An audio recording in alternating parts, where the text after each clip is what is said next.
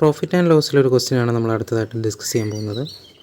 The difference between A discount of 25% and 2 successive discounts of 10% and 20% on A certain ₹1,800. Find the M P എന്ന് പറഞ്ഞാൽ market പ്രൈസാണ് നമ്മൾ കണ്ടുപിടിക്കേണ്ടത്. അപ്പോൾ market price എത്ര നമുക്കറിയത്തില്ല ഇവിടെ. ആ മാർക്കറ്റ് പ്രൈസ് നമുക്ക് ഒരു 100 എന്നും പറഞ്ഞെടുക്കാം. ഓക്കെ, മാർക്കറ്റ് പ്രൈസ് 100K എന്നും പറഞ്ഞെടുക്കാം.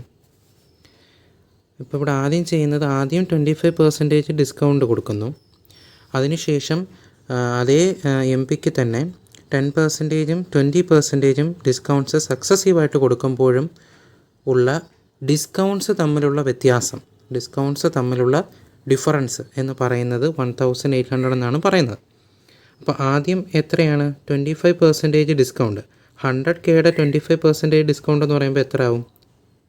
25K വരും അല്ലേ. 100 MBക്കാണല്ലോ നമ്മൾ ഡിസ്കൗണ്ട് പറയുന്നത്. അപ്പം 100Kയുടെ 25% ഡിസ്കൗണ്ട് എന്ന് പറയുമ്പം ആ ഡിസ്കൗണ്ട് എത്രയാണ്? Discount is equal to 25K ആണ്. അടുത്ത എന്താണ് അവർ പറയുന്നത്? അടുത്ത സക്സസീവായിട്ടാണ് ഡിസ്കൗണ്ട് അപ്ലൈ ചെയ്യുന്നത് അല്ലേ. ആദ്യം 10%, പിന്നീട് 20%. അപ്പോൾ സക്സസീവായിട്ട് ചെയ്യുന്നതിനേക്കാളും എളുപ്പമെന്ന് പറയുന്നത് ഈ രണ്ട് ഡിസ്കൗണ്ട്സും നമ്മൾ കമ്പൈൻ ചെയ്ത് ഒറ്റ ഡിസ്കൗണ്ടാക്കി മാറ്റും. അതെങ്ങനെയാണെന്ന് വെച്ചാൽ 10 + 20 മൈനസ് 10 × 20/100. ഇതാണ് ആ ഫോർമുല എന്ന് പറയുന്നത്. അതായത് ഇപ്പോൾ സക്സസീവായിട്ട് X%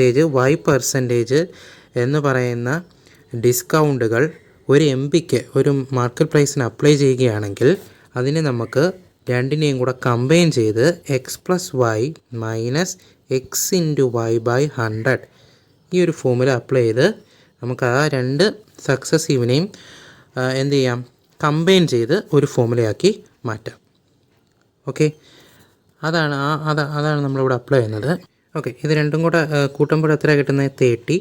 അപ്പോൾ ഇത് നമ്മൾ ഇനി കമ്പൈൻ ചെയ്യുമ്പം 30 മൈനസ് 0 ക്യാൻസലായി, ബാക്കി 1 × 2 വരും. അപ്പോൾ ഈക്വൽ ടു 28.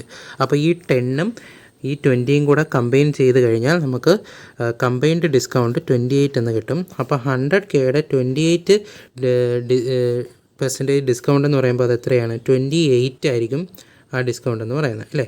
ഇനി ഈ ഡിസ്കൗണ്ടുകൾ തമ്മിലുള്ള ഡിഫറൻസ് എന്ന് പറയുന്നത് എത്രയാണ്? ഇവിടെ 3K ആണ് ഇവിടുത്തെ ആ ഡിഫറൻസ് എന്ന് പറയുന്നത് അല്ലേ. ഈ 3K എന്ന് പറയുന്നത് ക്വസ്റ്റ്യനിൽ എത്രയാണെന്നാണ് പറയുന്നത്? 1,800 എന്നാണ് പറയുന്നത്. ഓക്കെ, അങ്ങനെയാണെങ്കിൽ Kയുടെ വാല്യൂ എത്രയായിരിക്കും? 3യും ഇതും കൂടെ ക്യാൻസൽ ചെയ്താൽ ഇവിടെ 600 വരും. അതായത് Kയുടെ വാല്യൂ എന്ന് പറയുന്നത് 600 ആണ്. ഓക്കെ, അങ്ങനെയാണെങ്കിൽ നമ്മുടെ MB കണ്ടുപിടിക്കാമല്ലോ. MB is equal to 100K എന്നായിരുന്നു. അപ്പോൾ 100 × Kയ്ക്ക് പകരം 600 കൊടുക്കുമ്പോൾ നമുക്ക് എന്ത് വാല്യൂ കിട്ടും? 60,000 എന്ന് കിട്ടും. അപ്പോൾ 60,000 ആണ് നമ്മുടെ ആൻസർ. ഓക്കെ, അപ്പോൾ കുഞ്ഞൊരു ക്വസ്റ്റ്യനാണ്. ആ കൺസെപ്റ്റ് മനസ്സിലാക്കി വെക്കുക, ഒന്ന് ചെയ്ത് നോക്കുക. അതുപോലെ നിങ്ങൾക്ക് ഈ വീഡിയോ ഇഷ്ടമായെങ്കിൽ ലൈക്ക് ചെയ്യുക, സബ്സ്ക്രൈബ് ചെയ്യുക, നിങ്ങളുടെ കൂട്ടുകാരിലേക്ക് ഈ വീഡിയോ ഒന്ന് ഷെയർ ചെയ്യുക. Okay, thank you.